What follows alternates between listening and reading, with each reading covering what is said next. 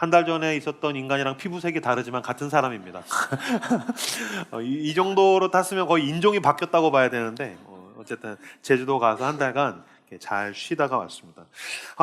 우리는 오늘부터 이제 9주간 창세기를 가지고 아브라함의 여정을 따라가길 원합니다. 그래서 새로운 시리즈 제목은 트래블, 그래서 믿음의 여정이라는 시리즈를 아브라함을 중심으로 함께 살펴볼 것입니다. 이 9주간을 아브라함을 살펴보면서 두 가지를 우리들은 함께 배우고 살펴보게 될 겁니다. 첫 번째, 하나님께서 한 사람을 어떻게 인도하시는가를 보게 될 것입니다. 하나님께서 한 인간, 사실 뭐 계속해서 그 얘기를 하겠지만 아브라함이 막 그렇게 남다르고 대단하고 탁월한 사람이 아닙니다. 저와 여러분 같이 그냥 별 볼 일 없는 사람, 그냥 우리 중에 있는 그 누군가, 그 사람을 하나님께서 평범에서 비범까지 어떻게 인도하시는가, 하나님께서 아브라함까지 어떻게 인도하시는가를 보게 될 것입니다. 반대로 우리의 측면에서는 우리는 그렇다면 하나님의 인도하심을 어떻게 따라갈 것인가를 배우게 될 것입니다. 우리가 모두가 지금 믿음의 여정을 살고 있죠. 믿음이 별로 없을지라도 여러분의 삶은 어떠한 여정, 가보지 않은 길을 가는 것에 더 가까울 것입니다. 그런 가운데 하나님이 인도하심을 어떻게 따라갈 것인가를 함께 좀 살펴보기를 원합니다. 그 안식월이 끝나고 제가 지난주에 친한 기자님하고 식사를 좀 나눴습니다. 이분도 저처럼 회사에서 이제 신문 기자이신데 안식년을 받게 되어서 1년간 미국에서 연구하면서 좀 쉬면서 그런 기간을 받았다라는 거예요. 그래서 미국의 학교랑도 수속이 다 끝나고 살 수 있는 집도 타운에다가 이제 다 얻어놓고 이제 하나만 나오면 됩니다. 뭐냐면 미국 비자만 나오면 됩니다. 1년을 살 수 있는 비자. 그래서 이분은 이제 직업이 기자고, 큰 신문사의 기자고, 부인 아내분은 학교 선생님입니다.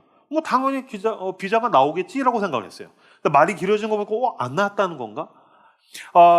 비자 면접을 신청을 해놓고 그리고서 서류가 어마어마하게 많은데 그걸 쫙 뗐다는 거예요. 막 온라인 들어갔는데 막 튕기면 또 들어가고 튕기면 또 들어가고 막 얘기했는데 나 같으면 들어서 안 가겠다 그런데 이제 막 계속 그거 수속을 밟아서 서류를 준비를 하고, 그리고 6시에 이제 대사관이 6시에 문을 열면 5시 반부터 가가지고, 이분이 파워제입니다. 그래서 아내랑 아이들을 데리고서 이제 가가지고 줄을 서가지고서 6시쯤 됐더니 줄을 쫙 섰대요. 그래서 들어가가지고서 이제 심사를 보려고 했는데 거기서 바로 지금 뭔가 서류가 모자라다. 이거 당신 지금 정보가 모자라다. 그럼 내가 여기서 지금 이거 하면 되냐? 안 된다. 나가라. 밖에서 해서 몇 시까지 해와라. 그 시간을 못 맞췄답니다. 그래서 점심 지나고 났더니 직원이 없다는 거예요. 퇴근하고서. 그래서 어떻게 하면 되나요? 다음 주에 다시 오십시오. 그래서 겨우 약속을 잡아서 그 다음 주에 또 서류를 부족한 걸 떼어가지고 준비해서 이만큼 해가지고서 5시 반에 가서 줄 섰대요. 그래서 들어가서 심사를 보는데 면접 보는데 150만 원이라네요. 150만 원 주고서 면접을 봤는데 쭉 훑어보더니 탈락. 그래서 오렌지 레터. 그래서 당신은 당분간 미국에 여행도 할 수 없다. 그래서 이분이 하는 말이 자기는 150만 원을 주고 자기 스스로 미국 여행도 거절당했다는 거예요. 그래가지고 모든 게 다 헝클어져가지고 다시 이제 캐나다를 가야 되나 막 그런 얘기를 하고 있다는 얘기를 들었어요. 그래서 와, 신문 기자랑 선생님인데 미국 비자에서 탈락되면 모자라면 당분간 난 미국 갈 생각하지 말아야 되겠군. 이런 생각이 들었어요.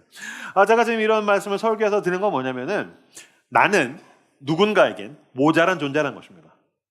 여러분, 근데 그거는 그분뿐만 아니라 나뿐만 아니라 우리 모두가, 당신은 누군가에게는 또 무언가에 대해서는 모자란 존재라는 것입니다. 아마 학창시절에도 그렇고 지금 짝사랑을 혹시 하고 계시는 분들 계시다면, 저도 짝사랑을 해봐서 압니다. 왜 짝사랑을 하죠? 내가 그 사람에게 비해서 뭔가 모자라다고 생각하니까요. 내가 그 사람에 가서 나 당신 좋아요. 나도 좋아요. 자신감 있으면 하겠죠. 근데 내가 뭔가 어울리기엔 조금 모자란 거 아닌가? 짝사랑을 하죠. 수험생들은 대학 준비를 하거나 뭐 이런 가운데 공부를 할 때에 왜 힘들죠? 내가 이 학교에 들어가기에 모자란 성적을 갖게 될까 봐 두려워하는 거죠. 사실 진로나 취업도 마찬가지예요. 내가 이 회사에 들어가기엔 어떤 조건이나 자격 요건이 내가 모자란 거 아닐까? 그래서 나는 취업을 하거나 진로를 준비할 때 우리들은 굉장히 힘들어하죠. 또 대출 나올 때 대출 나오기엔 내가 자격 조건이 모자란 거 아닌가? 우리 끊임없이 무언가에 대해서 모자란 존재입니다. 제가 봤을 때는 이렇게 저 사람 돈 진짜 많이 벌어, 이 사람 진짜 일 잘 풀리고 있어, 이 사람은 다 가진 것 같아. 아니요, 그 사람 너무 잘 나가고 바쁘지 않습니까? 그러면 분명히 가족들에게 모자란 인간입니다.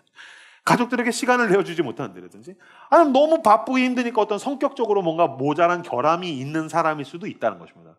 그러면서 성경에서 말하는 모든 사람은 죄인이다라는 말은 이런 뜻이죠. 나는 누군가에게 무언가에 대해서는 모자라다. 특히 당신은 사실 하나님께 용납받기엔 한없이 모자란 사람입니다. 그래서 나는 누군가에 대해서는 모자란 사람이라는 겁니다. 무언가 모자란 사람은 자기 역할을 제대로 하고 있지 못하기 때문에 골칫거리 취급을 받을 때가 종종 있습니다. 아마 여러분 가운데는 혹시 가족으로부터 너 왜 이렇게 유난이니? 너 때문에 우리 집이 그냥 시끄러워. 그래서 가족에게 골칫거리 취급을 받고 있는 사람이 있을지도 모르겠어요. 얘기하다 보니까 우리 엄마한테 내가 들었던 얘기네요. 너만 유독 왜 너만 그러니? 너 때문에 우리 집이 시끄러워. 그래서 가족에게 천덕꾸러기 골칫거리 취급을 받는 사람이 있고, 또 어떤 회사에서 직장에서 역량이 부족한 사람은 회사에서 골칫거리 취급을 받을 수도 있죠. 심지어는 교회에서도 사회성이 부족하거나 또는 신앙이 조금 모자란 사람은 교회에서도 골칫거리 취급을 받을 수도 있죠. 그래서 아마 여러분 주변에 이런 골칫거리로서 골칫거리 취급을 받는 사람이 분명히 있을 겁니다. 목사님, 제 주변에 없는 것 같아요. 왜 없을까요? It's you. 당신이 바로 그 사람입니다. 내가 바로 누군가의 골치를 아프게 하는 그 사람이기 때문일 수도 있다는 거죠. 아브라함은 믿음의 조상이라는 별명을 가지고 있거든요. 그건 하나님의 인도하심에서의 꼬린 지점에 가서 붙은 별명입니다. 그러니까 그거는 나중에 하나님께서 인도하셔서 완성형에 갔었을 때 붙은 라벨이 믿음의 조상이고요. 아브라함은 내가 봤을 때 뭐 이런 인간이다 이제. 진짜 너무너무 모자란 인간입니다. 진짜 결함이 너무 많은 인간입니다. 진짜 어떤 면에서 별 희한한 인간을 다 보겠는데, 하나님이 아브라함 때문에 골치 꽤나 썩으셨겠는데 라는 사람이 아브라함입니다. 그러면서 오늘 하나님께서 아브라함을 부르신 것은 아브라함이 남들보다 유능하거나 탁월하거나 대단해서 부른 것이 아니라 하나님은 저와 당신같이 모자란 사람을 부르셨다는 것을 우리들은 알 수 있습니다. 창세기 11장 31절 32절을 화면을 보시고 같이 읽겠습니다. 시작.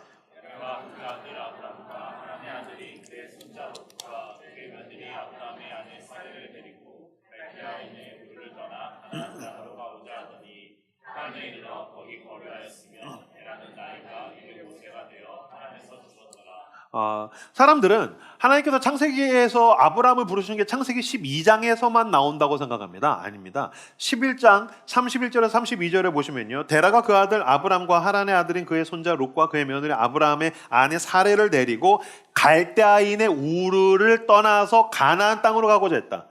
원래 이 사람들이 어디 살았냐면요, 갈대아 우르라고 나오는데 여기가 메소포타미아입니다. 그러니까 메소포타미아에서 우상 숭배하는 사람, 아무런 자격이 없는 사람을 하나님께서 부르셔서 그 데라, 아브라함의 아버지와 아들과 그 가족을 향해서 가나안으로 가라고 이야기하셨습니다. 그럼 가나안까지 가야 되지 않습니까? 근데 갈대아인의 우르를 떠나 가나안 땅으로 가고자 하더니 하란에 이르러 거기 거류하였으며, 하란에서 멈췄다는 거예요. 제일 쉽게 얘기하면 서울에서 부산으로 가라. 그런데 대구에서 멈춘 거죠. 대전에서 멈춘 겁니다. 그래서 거기서 거류하였더니, 하란에 이르러 거기 거류하였더니 데란 나이가 205세가 되어 언제까지? 하란에서 아브라함은 그 아버지가 죽을 때까지 하란에 멈췄던 겁니다. 그러면 지금 그 부르심에 응답했습니까? 아니요. 아브라함은 하나님의 부르심 앞에서 도중에 포기한 사람입니다. 아브라함은 하나님의 부르심에 대해서 중간에 멈춘 사람입니다. 하나님의 부르심과 약속을 팽개친 사람입니다. 난 못 갑니다. 날 보세요. 내가 어떻게 갈 수 있어요? 너무 위험해요. 너무 힘들어요. 뭐 먹고 사는 문제든지 위기든지 두려움이든지 불안이든지 어떤 이유인지 모르겠지만 그는 어쨌든 하란에 멈춰서 도중 포기하고 멈춘 사람이 아브라함입니다. 그러면 이 아브라함이 도중에 포기하고 멈췄는데 창세기 12장에서 하나님께서 또 다시 부르셨다는 것입니다. 그러니까 창세기 12장을 통해서 우리가 알 수 있는 건 뭐라고요? 하나님은 누굴 부르셨다고요? 도중에 포기한 사람, 멈춘 사람, 부르심을 팽개친 사람을 하나님이 또 다시 부르셨다는 것입니다. 이게 우리에게 너무나도 큰 소망이 되죠. 왜 그러죠? 우리 가운데에 누군가는 반드시 하나님의 부르심 앞에서 도중에 포기하고 팽개치고 멈춘 사람이 있기 때문입니다. 여기 분명히 있을 겁니다. 몇 년 전에 수련회에서 어떤 집회에서 하나님의 음성을 강렬하게 느꼈어요. 하나님 날 원하시구나. 이건 뭐 꼭 목사가 되라, 선교사가 되라는 것이 아니라 주님이 나에게 주신 재능과 소명과 이 은사를 가지고 나의 돈과 시간을 가지고 하나님은 나를 위해서 살아겠어. 난 나 하나 먹고 사는 것보다 더 숭고한 것을 위해서 살고 싶어. 근데 가다가 보니까 취업도 해야 되고 연애도 해야 되고 결혼도 해야 되고 도중에 포기하죠. 나는 이 자본주의 사회에서 먹고 사는 것도 너무 힘들어요. 그래서 중간에 멈추게 되는 거죠. 그렇다면 당신은 아브라함인 거죠. 어떤 선교지에서 음성을 들었을 수도 있죠. 가난하고 병들고 약한 사람을 돕는 것, 사랑하는 것, 섬기는 것. 하나님께서 나에게 이런 걸 원하시는구나. 그러다가 어느 순간인가는 하란에 머물러서 멈추는 거죠. 또 이건 굉장히 개인적인 적용은 있을 수도 있습니다. 무슨 말이냐면요, 여러분 가운데에서는 내가 이 은밀한 중독을 끊어야겠어. 내가 이 행동을 계속하는 걸 하나님이 기뻐하시지 않는 것 같아. 그래서 그 부르심을 느끼고서 가다가 다시 시궁창으로 들어간다든지, 내가 이 가족 간의 관계를 회복해야겠어.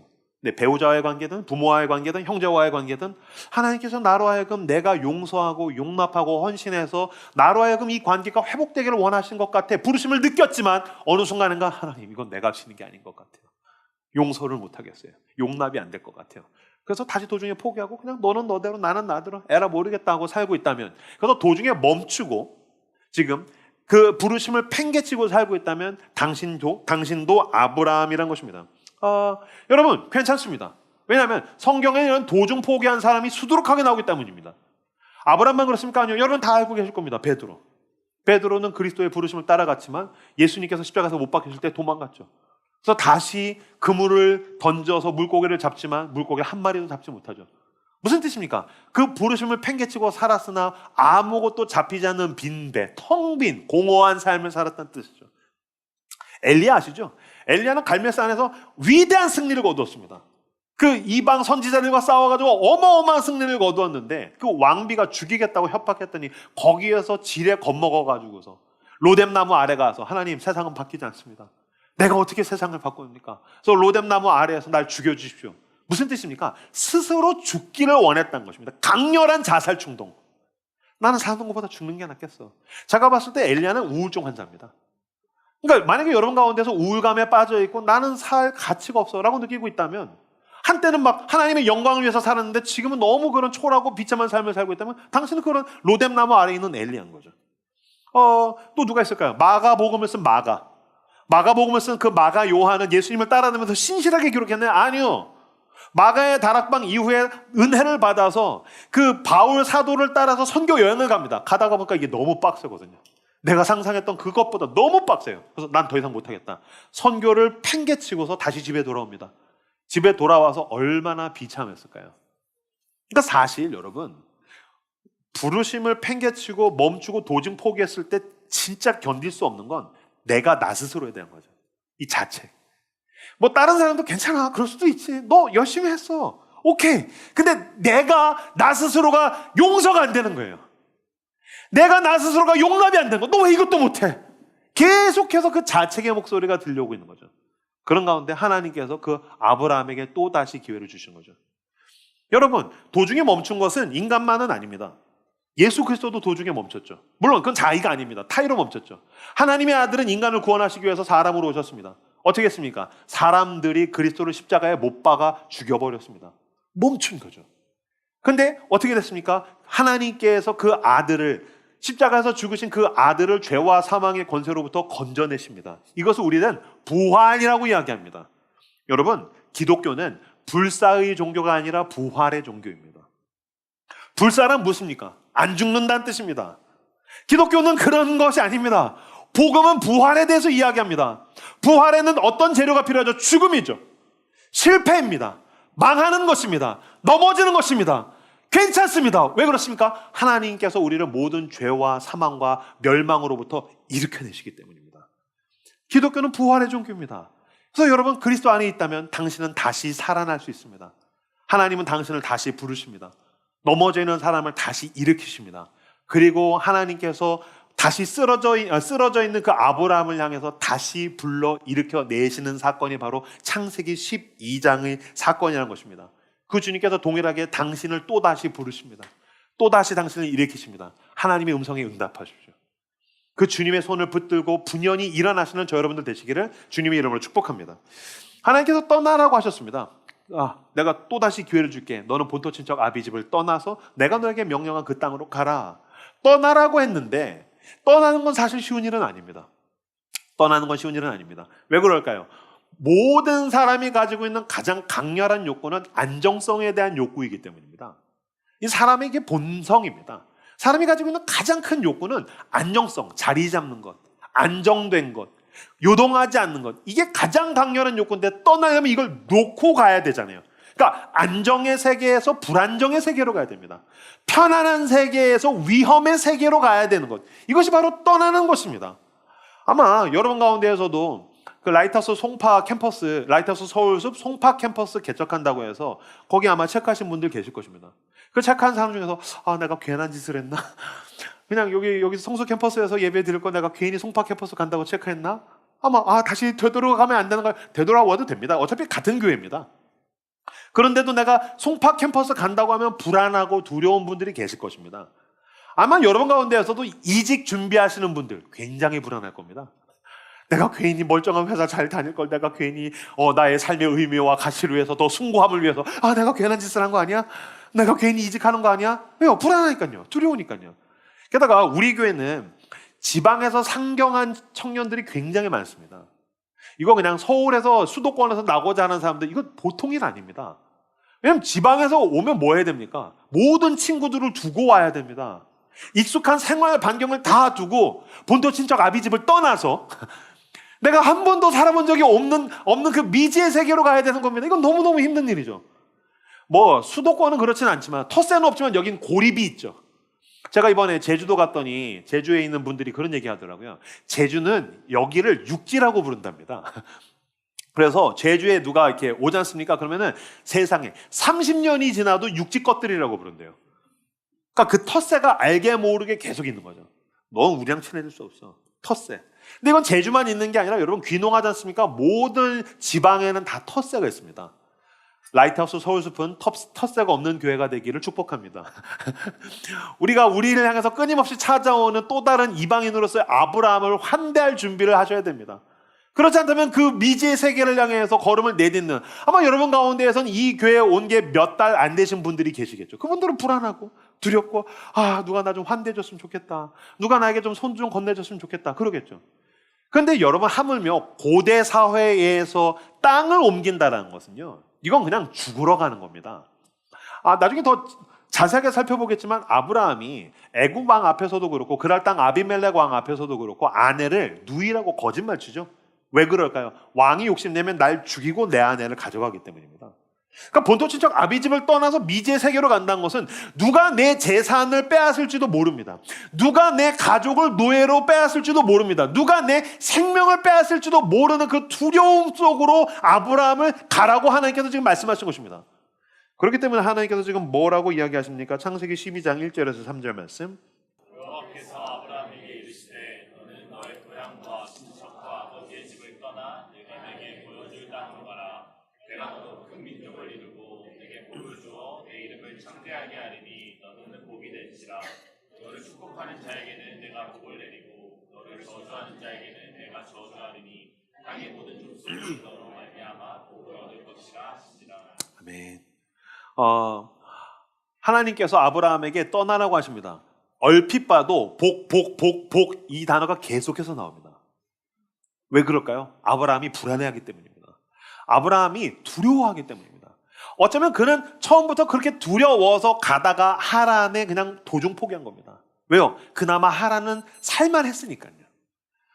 여기 정도면 괜찮지 않을까요? 내가 안 간 것도 아니고 그래도 어느 정도 갔지 않습니까? 근데 하나님 하란 정도면 괜찮을 것 같아요. 그래서 하란에 안주하게 되는 거죠. 하나님 말씀하신 거야. 아니야, 난 가나안까지를 원해.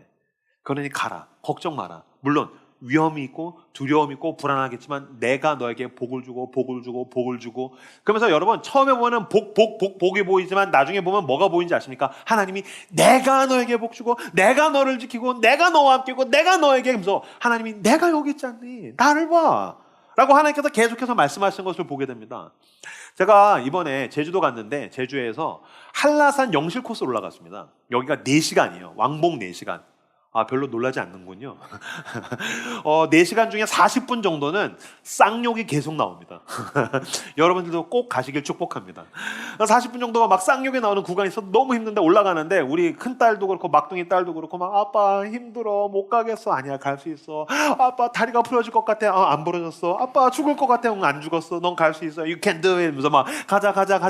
근데 얘가 못 가겠어. 난 내려갈래. 도중에 포기할래. 난 여기까지야 안 돼. 라고 할 때 제가 계속적으로 반복해서 하는 말이 뭐였냐면요. 은율아, 아빠 여기 있잖아. 아빠 여기 있잖아. 로운아, 아빠가 같이 있잖아. 아빠가 안아줄 수도 있어. 업어줄 수도 있어. 목 맡아줄 수 있어. 괜찮아. 아빠가 여기 있잖아. 무슨 말이죠? 너 나랑 함께 있으면 너 거기까지 올라갈 수 있어. 내가 여기 있잖아. 아빠를 봐. 서핑을 했습니다. 이제 서핑을 저도 난생 처음 했어요. 그래서 저는 한 번 했고 우리 딸들은 한 3-4번 했는데, 큰애는 수영을 배워서 그나마 서핑을 재밌게 했는데 막둥이는 수영을 해본 적이 없으니까 자신 있게 올라갔다가 자빠져가 물을 된통 먹으니까 애가 공포에 질린 거예요. 그래서 아빠 나 서핑 못해. 할 수 있어. 죽을 것 같으면 살아있어. 그래서 못 탈 것 같아. 아빠가 잡아주잖아. 여기서도 제가 계속적으로 어떤 얘기를 하냐면요. 로나 아빠 여기 있잖아. 아빠가 있잖아. 무슨 말이죠? 왜 너는 너의 위험만 보지? 왜 모자란 너 자신만 보고 있니? 왜 너는 너를 위협하는 소리에만 귀를 기울이고 있니? 여러분, 우리가 하나님을 따라갈 때 들어야 될 것은 당신을 위협하는 짐승의 소리가 아니라 당신을 안전하게 지키시는 하나님 아버지의 음성입니다. 그 아버지의 음성을 들을 때, 아빠가 여기 있어. 아빠가 너와 함께 있어. 아빠가 너를 보호할 거야. 아빠가 너를 지킬 거야. 아빠가 함께 있자니. 그 음성에 귀를 기울이면 우리는 일어나서 따라갈 수 있습니다. 그 어떤 위험과 그 어떤 두려움일지라도 우리는 담대하게 갈 수 있습니다. 그러나 나의 모자람만 보이면 당신은 일어서지도 못합니다. 나의 모자람만 보이면 당신은 한 걸음도 걸어갈 수 없게 되더란 겁니다. 그 음성이 보이면은 따라갈 수 있습니다. 그래서 4절에서 아브라함이 하나님의 말씀을 따라갔고, 알겠습니다. 내가 하란을 보지 않겠습니다. 나를 위협하는 짐승의 소리와 사람들의 위협을 보지 않겠습니다. 아버지의 말씀을 따라가겠습니다. 그래서 따라갈 수 있었다는 겁니다. 여러분 가운데에서는 난 별로 떠날 게 없는데 자꾸 떠나라고 하시네. 이건 목사 선교사가 되라는 것이 아닙니다. 무슨 얘기냐면요, 하나님께서 지금 당신이 붙들고 있는 거짓된 안정성, 하란이라고 이야기하는, 당신을 안주하게 만들고 당신을 안심시키는 그 허구로서의 안정성의 자리에서 일어나 크고 작은 자발적 상실을 통해서 하나님을 경험하기를 원하시는 것입니다. 자발적 상실. 무슨 말이냐면요, 만약에 여러분 가운데에서는 많은 분들이 예배를 드리는 것을 난 이 교회 예배 좋아. 찬양도 좋고 세련되고 기도도 좋고 목사님 말씀도 좋은 것 같고 난 이 교회 예배는 좋아. 예배는 좋지만 나는 공동체에 발을 들이고 싶지는 않아. 왜요? 그전 교회에서 상처받았거든. 성도들한테, 사역자한테 상처받았거든. 그러니까 나는 그냥 여기서 혼자 예배만 딱 드리고서 그냥 나가는 거, 난 그 정도가 좋은 것 같아 라고 한다면 당신은 지금 나 자신을 고립시키는 하란에 안주하고 있는 것입니다. 그런 가운데 당신이 고립되어 있는 그 자리에서 믿음으로 일어나 하나님은 당신이 공동체로 더 깊이 나오기를 지금 초청하고 계신 것입니다. 너는 본토 친척 아비집을 떠나 내가 너에게 명령한 곳으로 가라. 나는 그 정도에서 너에게 원하는 게 아니야. 난 더 깊이, 더 높이, 더 멋진 삶을 살기를 원해. 그래서 여러분들이 이제 이명교회 목사의 가스라이팅에 당해서 공동체에 들어오면 우리 교회에서는 상처 안 받겠죠? 아니요, 우리 교회는 모자란 사람들 투성입니다. 당신이 만약에 테이블 가운데 들어오면 그 테이블에서 한참 모자란 인간들을 만나게 될 것입니다. 여러분, 이 교회에 있는 사역자들은 이명규 목사를 포함해서 다 모자란 인간들입니다. 그럼에도 불구하고 당신이 용기를 내서 따라갈 때 하나님은 당신에게 복 주시고 당신을 지키시고 당신을 통해서 이 교회와 이 땅 가운데서 놀라운 일을 행하실 것입니다. 그것은 떠나서 걸어가 보지 않으면 경험할 수 없는 것입니다. 또 예를 들어볼까요? 여러분들 가운데에서는 하나님은 나를 은혜로 베푸시는 분이야, 하나님은 나의 공급자야 라는 건 믿지만 여전히 교회를 향해서 11조를 하거나 헌금을 하거나 이웃에게 돈을 내보내거나 선교 헌금을 한 것에서는 아까워하는 분들이 계실 것입니다. 왜 그렇죠? 그나마 이 돈이 나로 하여금 더 안전하게 만들어주니까요. 나에겐 돈이 더 필요한데 난 돈을 잃고 싶지 않아요. 돈이 주는 안전감, 돈이 주는 그 안정성, 그 하란에 지금 거리하고 있는 거죠. 그런 가운데 하나님께서 지금 당신에게 자발적 상실을 요구하신 것입니다. 본토 친척 아비집을 떠나라. 누가 너를 지키는지 한번 실험을 해봐라. 돈이 지키는지 내가 지키는지. 아빠가 여기 있잖아. 넌 왜 돈을 붙들고서 안주하고 있니? 내가 너와 함께 있고 내가 너를 지킬 거야. 내가 너에게 복이 될 거야 라고 지금 하나님께서 말씀하신 것입니다. 이런 것들은 수두룩, 크고 작은 자발적 상실을 지금 요구하신 것들은 수두룩할 것입니다. 당신이 누군가를 전도하는 것, 중독되어 있는 그 무언가를 끊어내는 것, 어떤 면에서는 당신은 지금 계속해서 내가 갖고 있는 어떤 인간관계가 내 마음을 더 피폐하게 하고 나를 더욱더 부정적으로 만드는 것들을 알고 있을 것입니다. 알면서도 그들이 주는 즐거움을 누리고 싶은 거죠. 그런 가운데 하나님께서 당신에게 자발적 상실을 요구하는 것입니다. 본토 친척 아비집을 떠나라. 너가 안주하고 있는 그 하란으로부터 일어나 너는 믿음의 걸음을 걸어가 보렴. 두려움과 위험이 있겠지만 결국에 거기에 가장 좋은 것이 있을 거야라고 지금 하나님께서 우리에게 말씀하고 계신 것입니다. 거짓된 안정감을 주던 하란으로부터 당신은 자발적 상실을 통해 진정으로 나를 지키는 것이 하나님이라는 것을 추상적으로 관념적으로 다른 사람의 얘기를 경험하는 것이 아니라 실질적으로 경험할 수 있습니다. 그러니 믿음으로 일어서십시오. 주님의 손을 붙들고 뚜벅뚜벅 떠나 걸어가시는 여러분들 되시길 주님의 이름으로 축복합니다. 둥지를 떠나서 하나님께서 원하시는 새로운 걸음을 내디딜 때에 하나님의 보호하심, 하나님의 복주심, 하나님의 지키심, 하나님의 인도하심을 경험할 수 있습니다.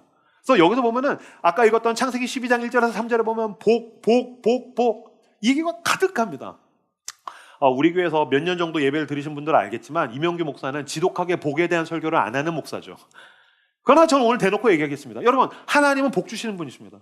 당신이 그 둥지를 떠나서 크고 작은 자발적 상실을 통해서 하나님께서 인도하시는 그 모험을 향해서 걸음을 내디딜 때 여러분 한번 실험해 보십시오. 하나님이 당신에게 복 주십니다. 저는 믿습니다. 하나님이 당신에게 필요한 그 돈과 물질을 채우실 것입니다. 저는 믿습니다. 하나님이 나에게 필요한 하나님의 사람들을 보내실 것입니다. 저는 믿습니다. 하나님께서 내가 앞이 보이지 않는 미로 가운데 주님은 내 진로를 인도하시고 나의 걸음을 이끄실 것입니다. 저는 믿습니다. 하나님이 나의 육체의 건강을 주시고 나의 영혼의 건강을 주시고 내 마음을, 내 내면을 더 강건하게 붙으실 것입니다.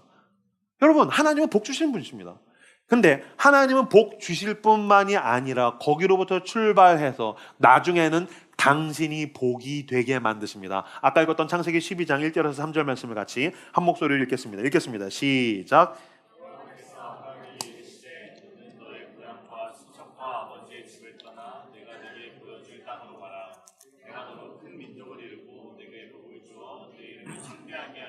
너는 복이 될지라. 너를 축복하는 자에게는 내가 복을 내리고 너를 저주한 자에게는 저주하리니 땅의 모든 족속이 너로 말미암아 복을 얻을 것이라 하신지라. 아멘. 얼핏 보면은요, 하나님이 복 주신다는 뜻이구나. 복. 너를 축복한 자에게 축복하고 저주한 자에게 저주하마. 복 주신다는 얘기구나. 근데 자세히 보십시오. 중간에 뭐라고 나와 있습니까? 내가 너로 큰 민족을 이루고 너에게 복을 주어 복을 주는 수준이 아니라 너의 이름을 창대하게 하리니 너는 복이 될지라. 너가 복이 될 거다. 난 반드시 너를 복의 자리에 올려다 놓을 거야. 이건 하나님의 미래를 향한 의지의 선언입니다. 난 너를 복으로 만들고야 말 거야 라고 지금 주님께서 당신에게, 나에게 약속하고 계신 것입니다. 원래 이 사람의 본명은 아브람입니다. 아브람은 높은 아버지라는 뜻입니다. 지금으로 치면 잘 나가는 아빠라는 뜻이죠. 훨씬 와닿죠? 그렇죠? 잘 나가는 남자, 잘 나가는 아빠. 아브람이라는 이름은요, 여러분, 개별적 이름입니다. 그래서 아브람의 복은 뭡니까? 내가 복 받는 겁니다. 또 여기서 좀 더 확산되면 나의 혈연적 가족에게 복이 오는 겁니다. 이건 아브람의 복입니다. 근데 나중에 하나님이 아브람을 불러내셔서 인도하시는 가운데 이름을 뭐로 바꿔주시는지 아십니까? 아브라함으로 바꿔주십니다. 아브라함은 열국의 아버지라는 뜻입니다. 열국, 온 세상의 아버지. 뭐가 바뀐 거죠? 아브라함의 복은 나로 인해서 내 주변이 복을 받게 되는 겁니다. 그래서 하나님께서 지금 너가 복이야.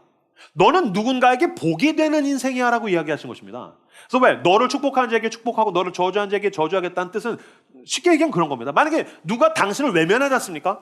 당신을 배신하지 않습니까? 당신에게 등 돌리지 않습니까? 그놈 재수 옴부터인데 왜? 네가 복이거든. 이 복덩어리를 몰라봤네. 만약에 누군가가 너를 환대하고 너를 좋아하고 너와 친밀하게 지내고 너를 축복한다면 그가 복받았다. 왜냐면 네가 그 사람에게 놀라운 복이거든. 하나님 말씀하신 건 난 너를 통해서 그 사람에게 복 줄 거거든. 근데 너를 몰라봤다면 걔는 저주받은 거구나. 너가 복이 될 거다.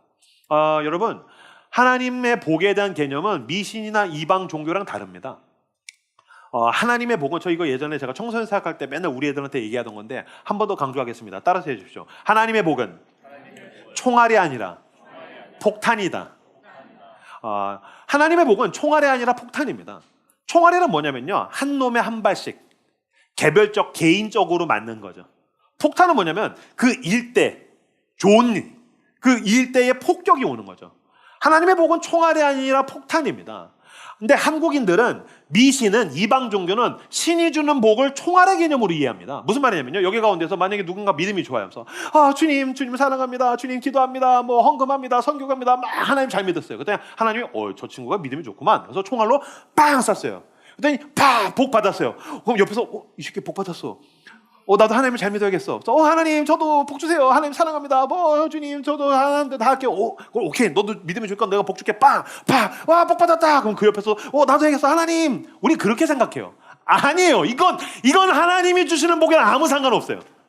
하나님의 복은 폭탄이에요. 여기 형제님, 네, 까만옷 형제님, 네, 오른손을 이렇게 들어주십시오. 그리고서 한번 따라해 주세요. 하나님 복 주세요. 그 정도 음성으로 복을 받겠니? 조금 더 큰 목소리로 씩씩하게. 하나님 복 주세요. 오케이, 복 줄게. 하나님의 복은 총알이 아니라 폭탄이에요. 그래서 제가 수류탄을 꺼내서 수류탄이라는 복을 제가 저 형제를 향해서 해가지고 던졌어요. 그래서 이제 받는 척을 해봤겠다. 딱 받았어요. 그러면 저 형제가 복의 폭탄을 받으면 저 형제가 혼자 죽을까요? 그 일대가 다 죽을까요? 무슨 말인지 아시겠어요? 하나님의 복은 총알이 아니라 폭탄이에요. 그러니까 만약에 나 혼자 복 받았으면 그냥 내가 뭘 잘했든지 운이 좋은 거죠. 근데 하나님이 주시는 복이 분명하다면 그 사람으로 인해서 그 주변이 복의 파편을 받게 됩니다. 그 복의 영향력이 내 주변을 향해서 흘러가기 시작합니다. 이건 혈연 가족뿐만이 아니라 나의 이웃과 동료와 친구와 나와 함께 지내는 그 일대가 복을 받고 있다면 하나님께서 지금 저 사람에게 뭔가 하고 계셔 라고 우리는 확신해도 될 것이라는 겁니다. 하나님의 복은 총알이 아니라 폭탄입니다.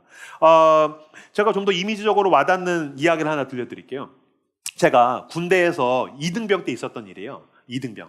군대에서 2등병 때 그때는 되게 이렇게 막 복지가 좋지 않던 시대라서 2등병 때 지금 같은 여름이었는데 너무 더운데 이렇게 목욕을 할 때 물이 절수가 됐어요. 그래서 샤워기가 물이 안 나와요. 그래서 물을 드럼통에다가 이렇게 받고 그걸 퍼가지고 이제 샤워를 해야 돼요. 이게 물 아끼라고 그런 짓을 하는 거죠. 그래서 드럼통에다가 물을 받아놓고 이제 그걸 퍼서 샤워를 해야 되는데 2등병에게 주어진 목욕 도구는 오이 비누하고 양치컵이었었어요. 이걸로 목욕하면은 너무 비참해요. 왜냐면 이제 들어가가지고서 양치컵으로 막 끼얹어가지고 몸을 적신 다음에 비누 거품을 내가지고서 다 묻히고 그 다음에 이거를 물로 이렇게 컵으로 퍼서 헹구려고 하면은 한 30번을 이 짓을 해야 되는데 너무 비참해요. 그래서 어떤 날 2등병 4명에서 저를 포함해서 목욕탕에 들어가서 벌거벗고서 물을 끼얹고 비누 거품을 해가지고 머리부터 발끝까지 한 다음에 이제 헹궈야지 하고 컵으로 드럼통에는 물을 퍼서 막 하려고 하고 있는데 병장님이 들어오셨어요. 이 권력이 참 더럽고 치사한 게 2등병은 양치컵인데 병장님은 양동이를 들고 왔어요. 그래서 병장님이 양동이를 딱 들고서 야 2등병들 신병들 꺼져. 그랬더니 온몸에 비누칠을 한 2등병이 홍해와 같이 갈라졌어요. 그 가운데로 오셔서 병장님께서 양동이로 물을 퍼가지고서 자기 머리 위에다 이제 쫙 붓는 거예요.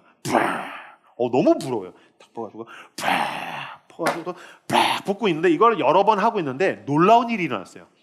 온몸에 비누칠을 한 2등병들이 그 병장을 향해서 다가가기 시작했어요. 주의 자비가 내려와 주의 자비가 봄비같이. 왜냐면 내가 끼얹는 것보다 이게 더 많아. 우후! 그래서 봐봐 인간이 샤워하기야. 그래서 이게 하나님의 복이에요. 이게 하나님의 복이에요. 하나님의 복은 양치컵이 아니에요. 양동이에요. 총알이 아니에요. 폭탄이에요. 하나님의 복이 내게 부어지면 온몸에 죄의 거품을 묻힌 사람들이 나를 향해서 다가오기 시작할 거예요. 하나님의 복이 나에게 부어지면 내 삶 가운데 떼어낼 수 없는 공허의 비누 거품을 묻힌 사람들, 나에게 있는 외로움과 고독을 어쩔 줄 몰라 하는 그 비누 거품을 묻힌 사람들이 나를 향해서 다가오기 시작해요. 왜죠? 이 사람에게서 뭔가가 흘러나오니까요. 이 사람에게 뭔가가 분명히 있으니까요. 이 사람이 하나님을 사랑하고 이 사람이 하나님과 동행하고 하나님이 분명히 이 인간에게 복을 주시는 가운데 분명히 무언가가 흘러 넘치니까 그 사람들이 이 사람을 향해서 다가가기 시작해요. 이게 하나님의 복이에요. 하나님이 말씀하신 거예요. 너는 복이 될 거다. 내 복은 쪼잔하지 않다. 내 복은 총알이 아니다. 내 복은 양치컵이 아니다.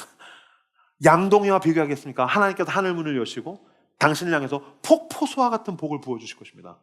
그때 이것이 나 하나 채우나 마나 채울랑 말랑이 아니라 이것이 흘러넘치고 흘러넘쳐서 내 주변에 있는 박복한 인생들에게 흘러넘치게 되는 저 여러분들 되시기를 주님의 이름으로 축복합니다. 앞뒤자로 인사할까요? 나는 당신에게 복입니다.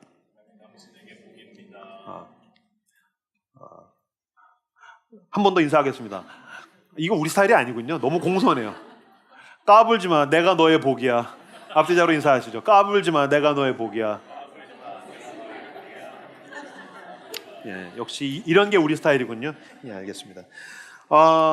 창세기 12장에서 하나님께서 아브라함에게 말씀하신 본토 친척 아비집을 떠나라라는 이 창세기 12장에서 1절에서 3절은 하나님께서 아브라함에게 첫 번째 말씀하신 말씀이고요. 사실은 그 말씀을 믿는 모든 하나님의 백성들에게 말씀하신 것이기도 하지만 사실은 세 번째, 하나님이 그 아들 예수 그리스도께 말씀하신 것입니다. 하나님이 그 아들에게 예수 그리스도께 이 말씀을 했다고 한번 생각하고서 12장 1절에서 3절을 보십시오. 하나님께서 그 아들 예수 그리스도께 이르시되 너는 고향과 친척과 아버지의 집을 떠나 내가 너에게 보여줄 땅으로 가라. 너는 복이 될 것이다. 하나님께서 그 아들 예수 그리스도께 말씀하셨습니다. 원래 그분들은 삼위일체라서 하나님 안에서 한 분이시죠. 그런데 그 아들 성자 하나님 예수 그리스도는 모든 영광을 버리고 하늘 영광을 다 버리고 이 낮고 낮은 시궁창과 같은 이 땅으로 오셨습니다. 이 땅에 왔더니 어떻게 했습니까? 사람들이 죽여버렸죠. 죽어서 망해서 끝났습니까? 아니요. 그 아버지께서 그 아들에게 복을 베푸사 사망과 죽음으로부터 일으키셔서 이제는 예수 그리스도를 믿는 모든 사람에게 복이 되셨습니다. 할렐루야. 지금 주님께서 그 말씀을 우리에게 하시는 것입니다. 이미 예수 그리스도께서 우리에게 복 중에 복이 되신 그리스도께서 이루신 그 약속의 말씀 봤지? 나는 사람들이 죽인 예수를 일으켜서 온 세상 가운데 복을 베푸는 하나님이다. 형규야, 난 너에게 그렇게 할 거야. 난 너와 너의 가정과 너의 삶 가운데서 얼마든지 그렇게 할 거야. 너가 포기하고 실수하고 넘어지고 네가 어떤 공격과 함정과 어려움에 빠질지라도 나는 반드시 너를 복으로서 만들고야 말 거야. 시편 118편 22절에서 23절 말씀. 건축자가 버린 돌이 진국 등에 머릿돌이 되었나니 이는 여호와께서 하신 것이요 우리는 기이한 바로다. 아멘. 건축자가 버린 돌. 건축자가 돌을 왜 버릴까요? 모자라니까요. 이건 뭔가 기능적으로 문제가 있으니까요. 그러니까 이거 쓸모가 없는 거라는 거예요. 그래서 버렸습니다. 이건 첫 번째로는 예수 그리스도에 대한 이야기입니다. 하나님의 아들이 인간으로 오셨습니다. 사람들이 버렸죠. 왜 버렸을까요? 인간들이, 이건 놀라운 거예요. 인간들이 보기에 그는 메시아로서 모자랐으니까요. 무슨 저런 메시아가 다 있어. 우린 저런 메시아를 원하지 않아. 그래서 죽여버렸죠. 버렸습니다. 그것을 하나님께서 복을 베푸사 머릿돌이 되게 하셨나니. 여기서 머릿돌은 건축을 할 때 제일 먼저 두는 주춧돌, 첫 번째 돌이라는 뜻이기도 하고요. 이 히브리어 원어 로시는 최고의 것이라는 뜻입니다. 로시, 버려진 것. 사람들에게 버림받은 예수 그리스도를 다시 살리셔서 온 세상 가운데 최고의 복으로 삼으셨다.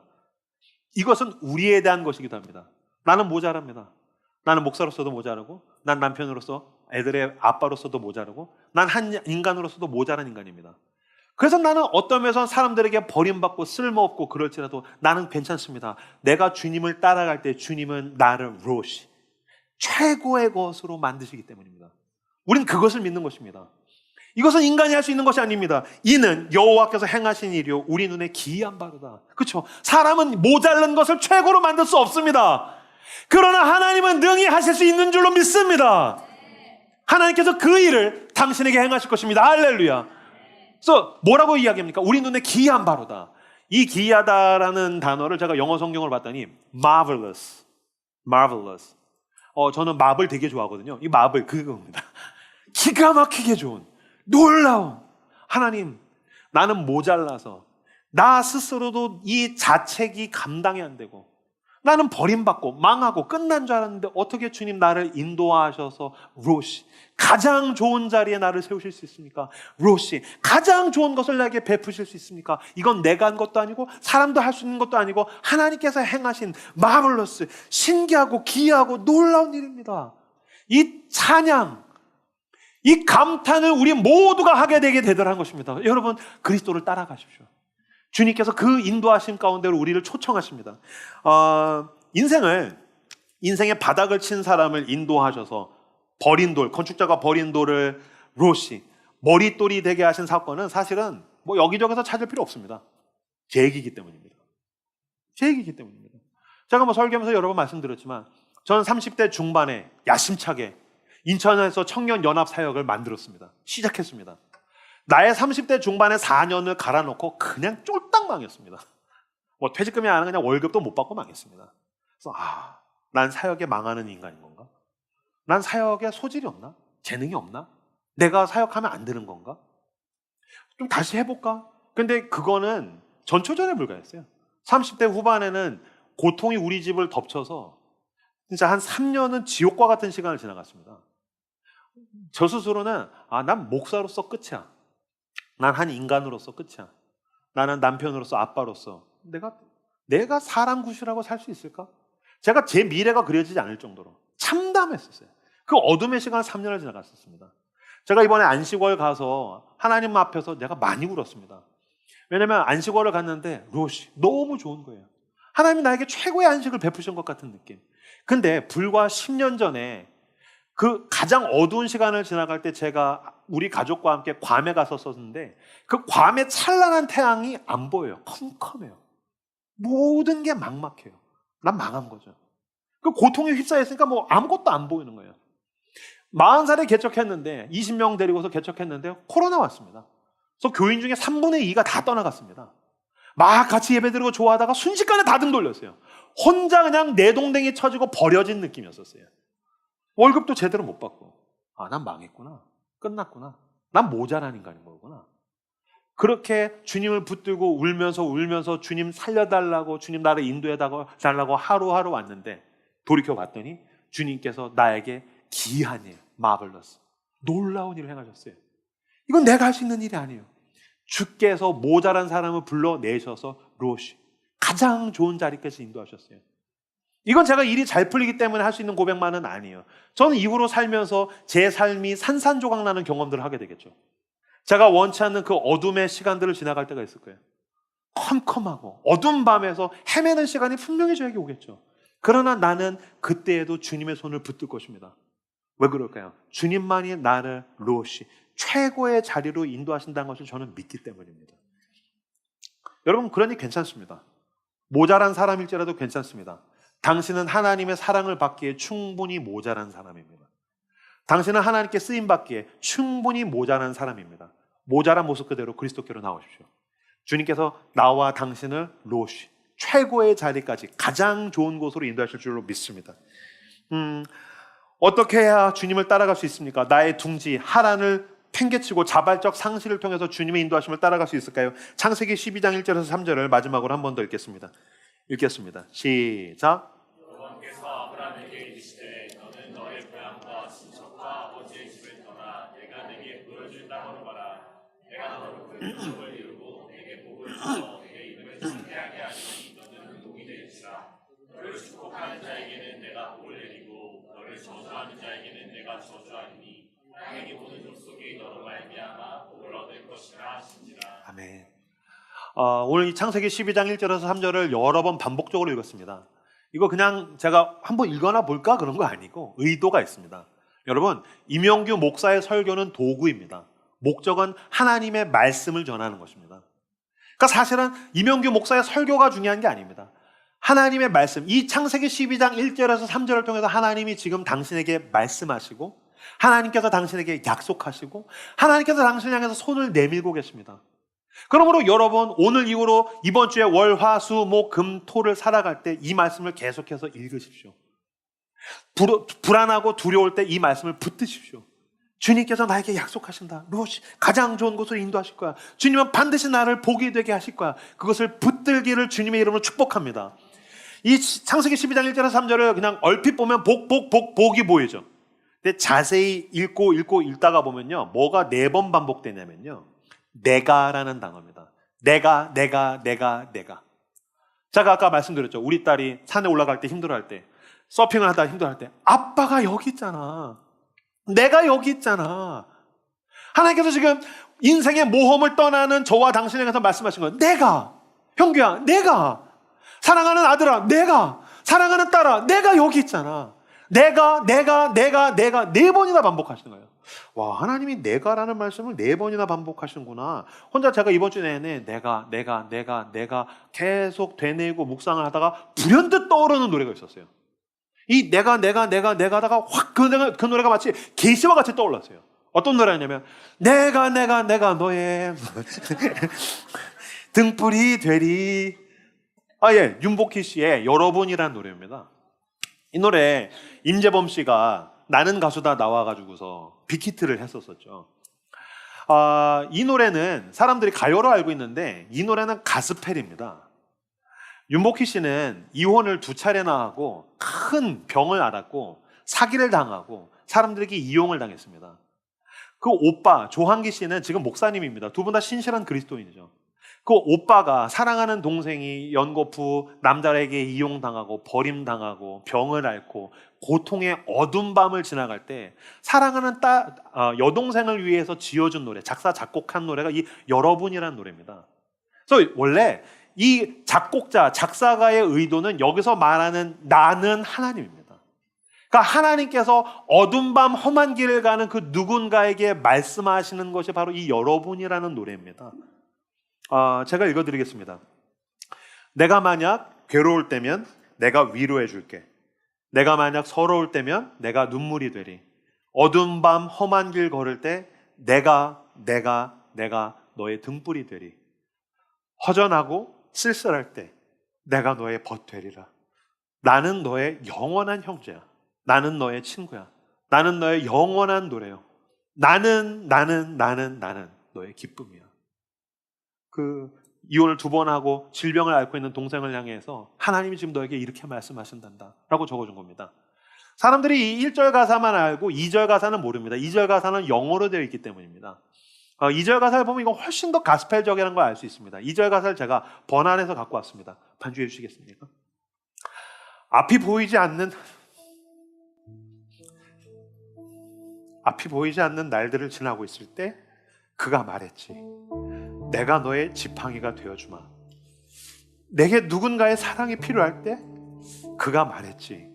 내가 너의 사랑이 되어줄게. 그러니 이제 웃고 나를 봐.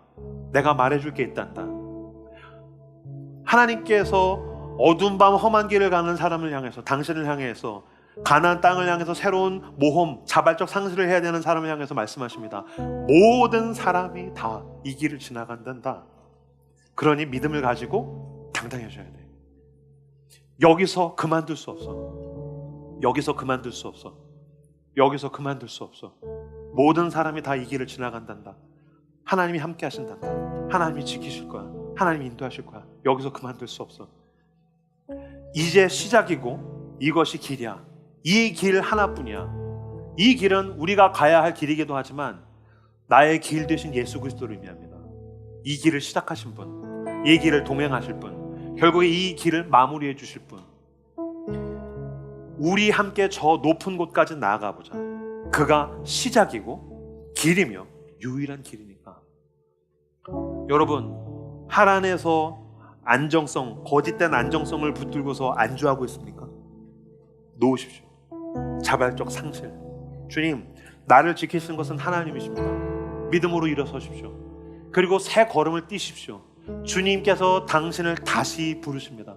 주님께서 당신을 다시 일으키십니다. 주님께서 당신에게 다시 기회를 베푸십니다. 그 믿음으로 걸어가서 복을 받을 뿐만이 아니라 내가 하나님의 복이 되는 저 여러분들 되시기를 주님의 이름으로 축복합니다.